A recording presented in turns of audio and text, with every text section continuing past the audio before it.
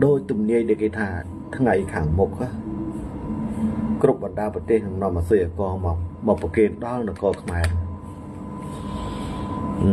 hay là co khmer nữa nè nâng miền tua ông nè miền bồn đầu vây chân nam để vô cho bà chênh một ca đầm rơi chui đỏ bằng đá xa nè nông hơi à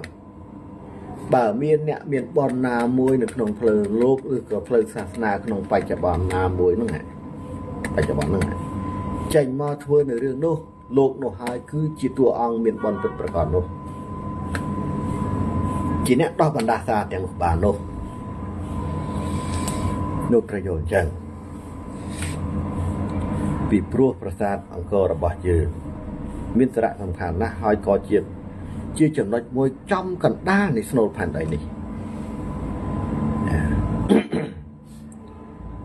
ផែនដីនេះអត់មានព្រះដោយសារតែរាំងស្ទះនៅភ្នោមួយសង្កត់លើដួងកែវនោះដោយលោកឪសម្ដែងដដែលកម្ពុជាកណ្ដាលដែលត្រូវស្រូបពន្លឺព្រះអាទិត្យចូលទៅផ្ដល់ដាច់ចាស់ដល់ដួងកែវនោះគឺត្រូវបានភ្នោនោះបាំងពីលើជាប់បាត់អត់ទទួលបានពន្លឺទេអត់ទទួលបានពន្លឺពីព្រះវិស្ណុទេពីព្រះអាទិត្យទេ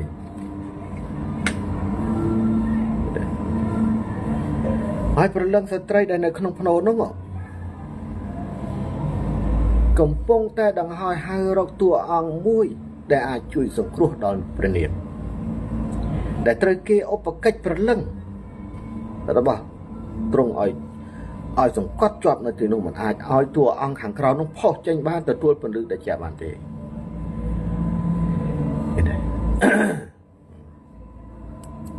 ហើយជឿមិនជឿលោកឪមិនដឹងទេណាពិចារណាខ្លួនឯងមិនមែនជារឿងនិទានមិនមែនជារឿងអីទេណាសម្ដែងនេះណារឿងពិតណា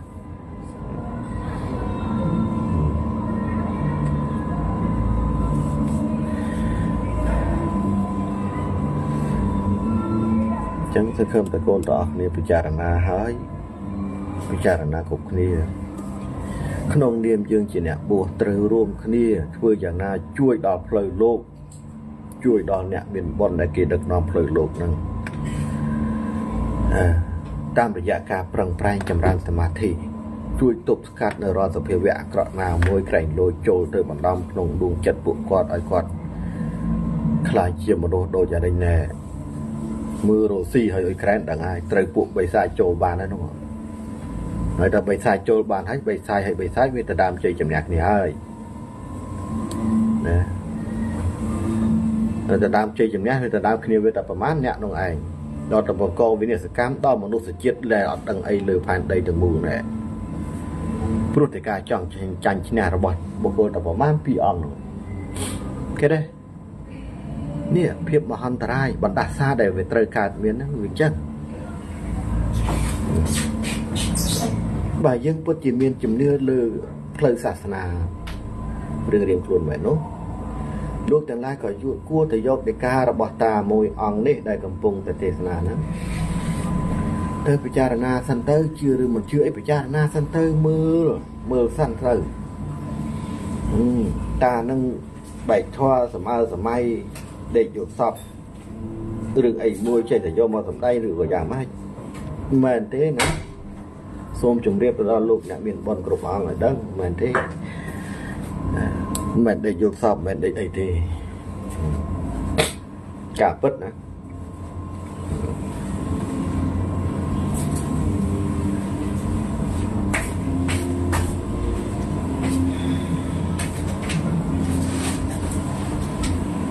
ហើយបើយើងមិនឆាប់រស់រាន់ទេមិនយូរទេនឹងមានបង្គោលណាមួយត្រូវបាក់ពាក់កណ្ដាលទីហើយប្រយ័ត្ន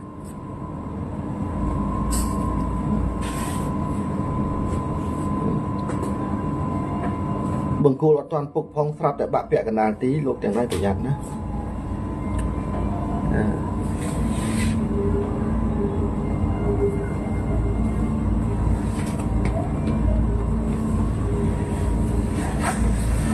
សភាវៈធម៌ទាំងឡាយដែលបង្កជាហេតុនៅខាងក្រៅ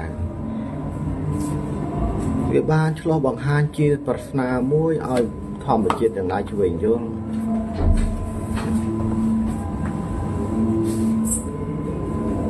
មិនយូរទេធម្មជាតិខាងក្រៅនឹងមកវាយបំផ្លាញធម្មជាតិខាងក្នុងហើយអាយុចេះលោកអើយសម្ដែងបែបនេះលោកទាំងឡាយគួរតែកាត់យល់ចោះ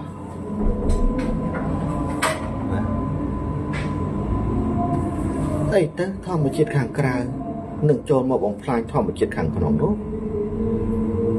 មិនបាច់យើងសម្ដែងឲ្យចំនោះទេលោកទាំងឡាយពិចារណាគ្រប់អង្គចោះអ្នកមានបុណ្យទាំងឡាយមិត្តពធដែលប្រឹងប្រែងឆ្វេងយល់អំពីដំណើរធម៌នេះក៏គួរតែយល់អំពីដីការបស់យើងដែលកំពុងសម្ដែងនេះចោះ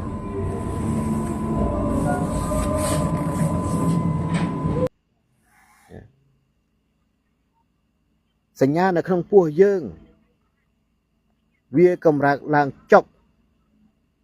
អ្វីដែលដឹងចុកគឺបញ្ញាមិនមែនសញ្ញាជាអ្នកដឹងទេសញ្ញាវាគ្រាន់តែជាកម្រើកឡើងឲ្យដឹងតែប៉ុណ្ណឹងឲ្យផុសឡើងទេយល់ទេដោយថាក្នុងខ្លួនក្នុងពោះយើងមានអារម្មណ៍ថាចុកអាចុកហ្នឹងមិនធម្មជាតិសញ្ញាដឹងទេណាគឺធម្មជាតិបញ្ញាដឹងថាចុកពីព្រោះធម្មជាតិបញ្ញានេះដើរតួនាទីច្រើនជាទីបំផុតដឹងខុសដឹងត្រូវដឹងឈឺដឹងចាប់ឬស្យាមេត្តាសេចក្តីអាណិតសេចក្តីស្រឡាញ់សេចក្តីស្នេហាយល់ច្បាស់ពីទុច្ចរិតសុចរិតអានឹងធម្មជាតិបញ្ញាជាអ្នកដើរតួនាទីទាំងអស់កុំច្រឡំធម្មជាតិសញ្ញារីឯធម្មជាតិប្រាណសំដៅទៅលើប្រព័ន្ធខ្យល់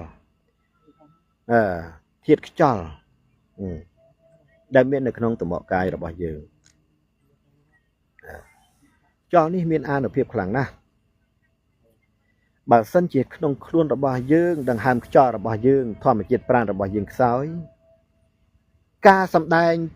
ចេញនៅពាក្យទាំងឡាយដែលយើងឮនឹងសិតតែជាធម្មជាតិប្រាណជាអ្នកបង្កឡើងឲ្យឮទាំងអស់ណាឲ្យយល់សម្រាប់ធម្មជាតិរបស់បុគ្គលម្នាក់ដែលបង្កើននៅធម្មជាតិប្រាណមានកម្លាំងធម្មពលខ្លាំងគឺនិយាយមកដាច់ហើយឮច្បាស់ខ្លាំងវាខុសពីមនុស្សដែលខ្សោយធម្មជាតិប្រាណដែលគេមនុស្សឈឺនិយាយមិនចង់រួចខ្សោយអាហ្នឹងដែលឃើញទេអាហ្នឹងឲ្យស្គាល់ធម្មជាតិប្រាណ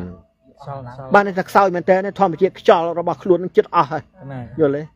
និយាយមកមិនចង់លឺខ្សោយស្ដាប់ចាំម៉ែថាម៉េចនិយាយលឺមើលឃើញទេនិយាយមិនលឺវាអស់ហើយចិត្តអស់ខ្យល់ហើយដូចតែការអស់កម្លាំងហ្នឹងអាហ្នឹងឲ្យយល់ចឹង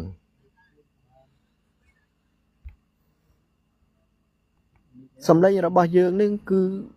វាផ្ដើមចេញពីធម្មជាតិប្រាណហ្នឹងជាអ្នកបង្កឡើងជាអ្នកជំរុញឡើង